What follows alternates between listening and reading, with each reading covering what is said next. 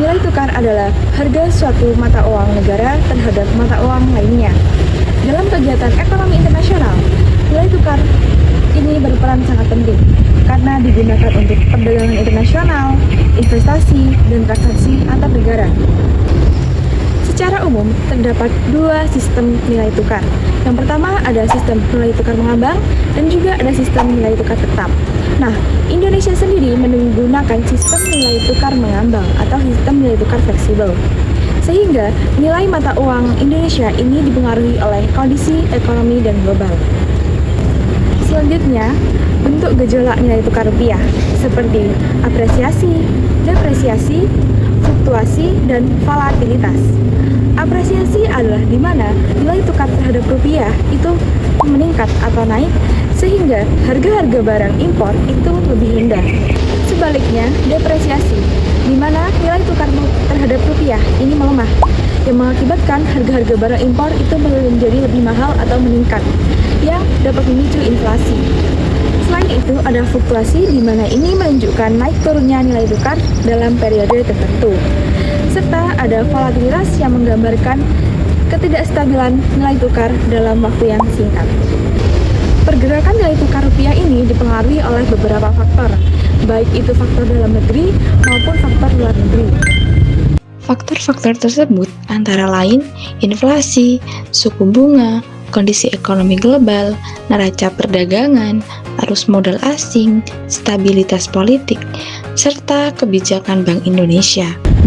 Contoh kondisi rupiah saat krisis ekonomi global bisa dilihat dari beberapa peristiwa, seperti peristiwa krisis moneter tahun 1998. Selain itu, ada krisis ekonomi global pada tahun 2008.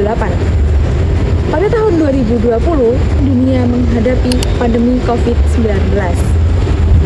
Nah, pada saat ini, kondisi ekonomi dunia ini sedang menghadapi tekanan karena adanya konflik geopolitik seperti perang Rusia-Ukraina serta konflik di Timur Tengah.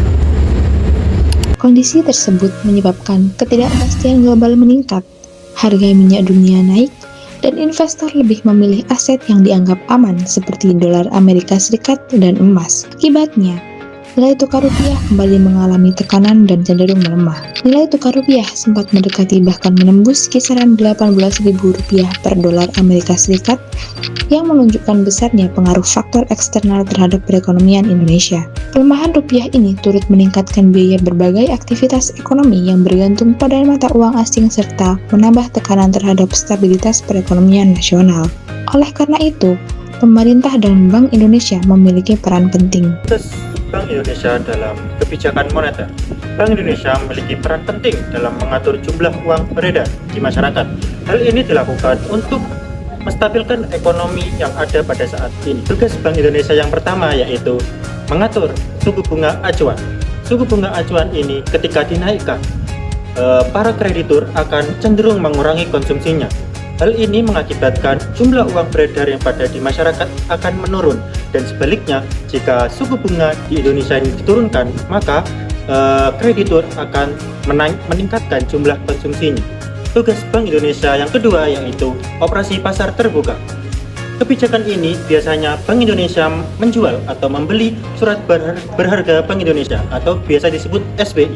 Ketika Bank Indonesia menjual SBI, maka jumlah uang beredar yang ada di masyarakat akan menurun, dan sebaliknya ketika Bank Indonesia membeli surat berharga Bank Indonesia, maka uang yang beredar di masyarakat akan naik.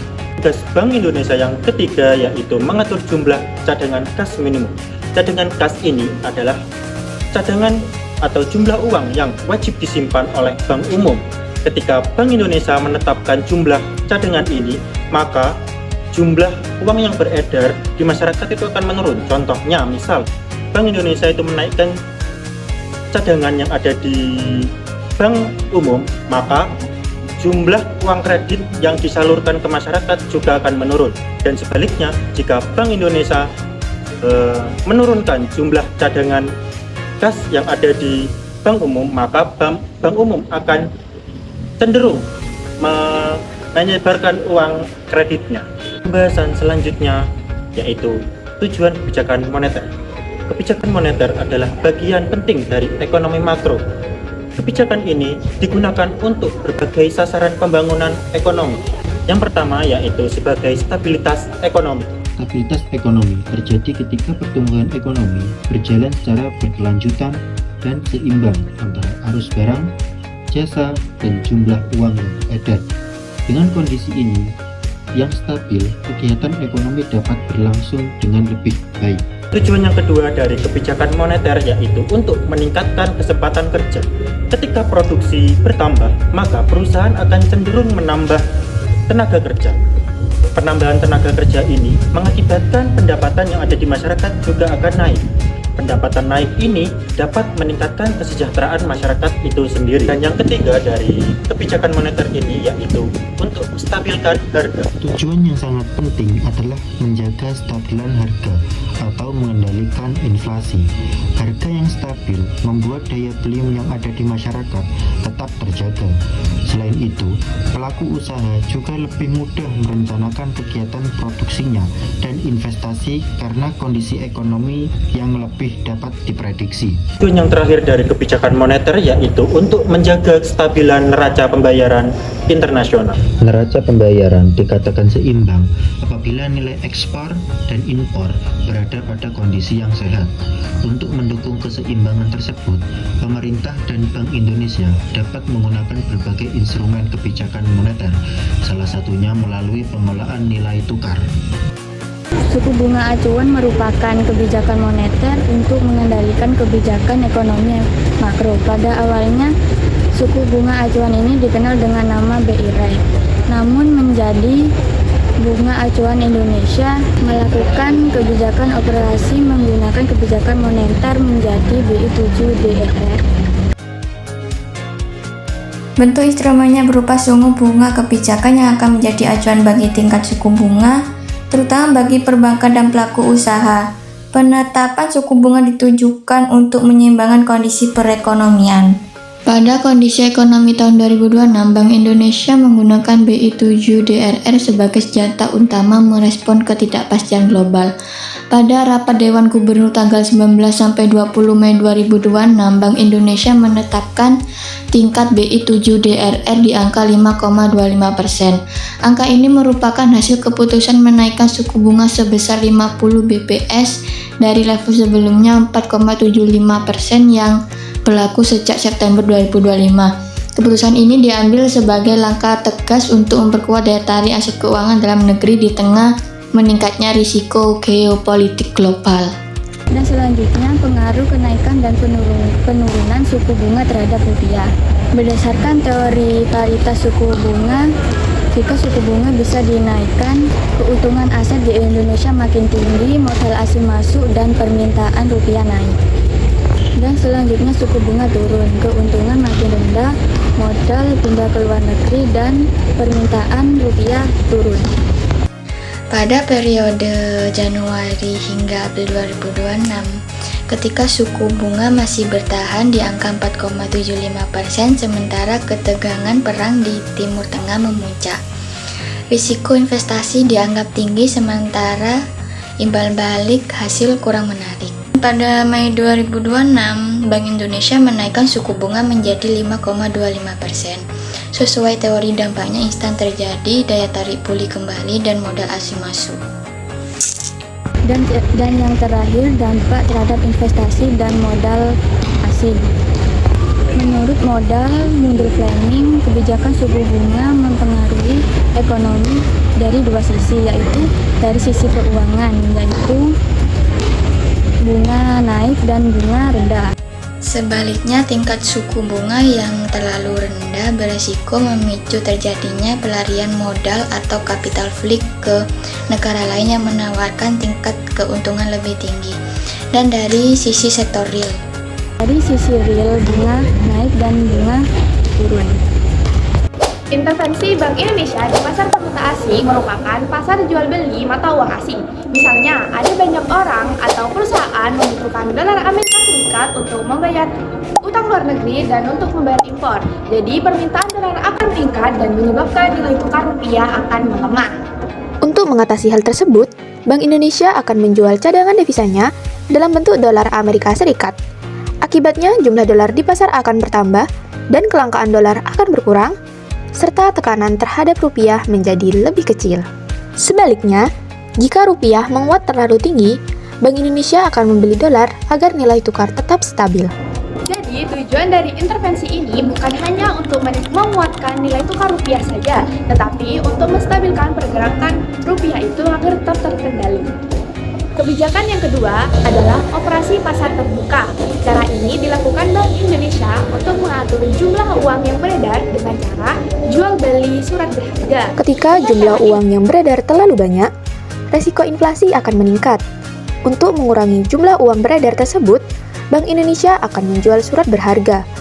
Masyarakat atau perbankan yang membeli surat berharga akan menyerahkan uangnya kepada Bank Indonesia sehingga jumlah uang beredar berkurang. Sebaliknya, jika perekonomian membutuhkan tambahan dana, Bank Indonesia akan membeli surat berharga sehingga uang kembali mengalir ke masyarakat. Dengan cara ini, Bank Indonesia dapat menjaga stabilitas ekonomi dan menjaga nilai tukar rupiah. Selanjutnya, yakni cadangan devisa. Cadangan devisa ini diibaratkan sebagai tabungan suatu negara berupa mata uang asing, emas, dan aset internasional lainnya.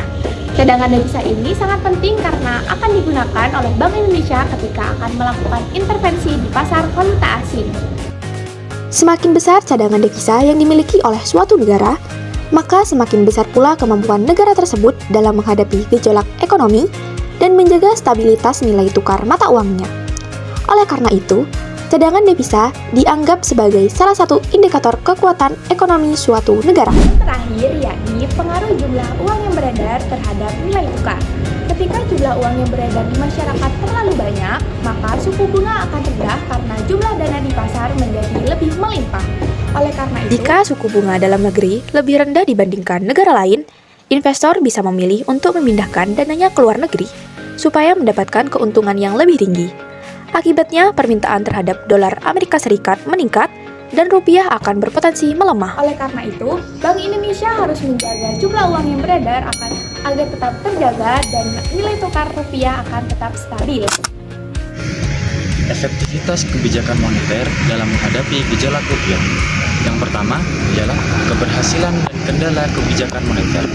Berdasarkan Warjio pada tahun 2017, kebijakan moneter Bank Indonesia berperan penting dalam mengatasi gejolak nilai tukar rupiah. Keberhasilannya terlihat dari kemampuan menjaga stabilitas rupiah melalui pengendalian inflasi, pengukuran suku bunga, operasi pasar terbuka, dan intervensi di pasar valuta asing. Selain itu, penerapan inflasi targeting framework (ITF) meningkatkan kredibilitas Bank Indonesia dalam menjaga stabilitas moneter. Yang kedua, dampak kebijakan terhadap ekonomi masyarakat. Kebijakan moneter yang ketat melalui kenaikan suku bunga bertujuan menstabilkan rupiah, tetapi berdampak pada masyarakat dan dunia usaha. Tingginya suku bunga membuat biaya pinjaman meningkat, sehingga banyak perusahaan mengurangi produksi, melakukan efisiensi tenaga kerja, bahkan menghentikan operasional. Akibatnya, angka pengangguran meningkat. Yang ketiga ialah evaluasi kebijakan Bank Indonesia. Menurut Nuraini dan kawan-kawan, pada tahun 2025, kebijakan moneter Bank Indonesia cukup efektif dalam menjaga stabilitas rupiah. Instrumen seperti suku bunga, acuan, dan operasi pasar terbuka digunakan untuk mengendalikan jumlah uang beredar serta meningkatkan kepercayaan investor. Kebijakan tersebut membantu mengurangi volatilitas nilai tukar dan menciptakan iklim investasi yang lebih kondusif. Yang terakhir adalah solusi dan saran untuk menjaga stabilitas rupiah. Berdasarkan penelitian Umam dan Astiki pada tahun 2005, stabilitas rupiah dapat dijaga melalui optimalisasi instrumen moneter seperti suku bunga, acuan operasi pasar terbuka, dan giro wajib minimum. Bank Indonesia juga perlu bertindak cepat dan konsisten dalam mencapai gejolak ekonomi global agar kepercayaan investor tetap terjaga.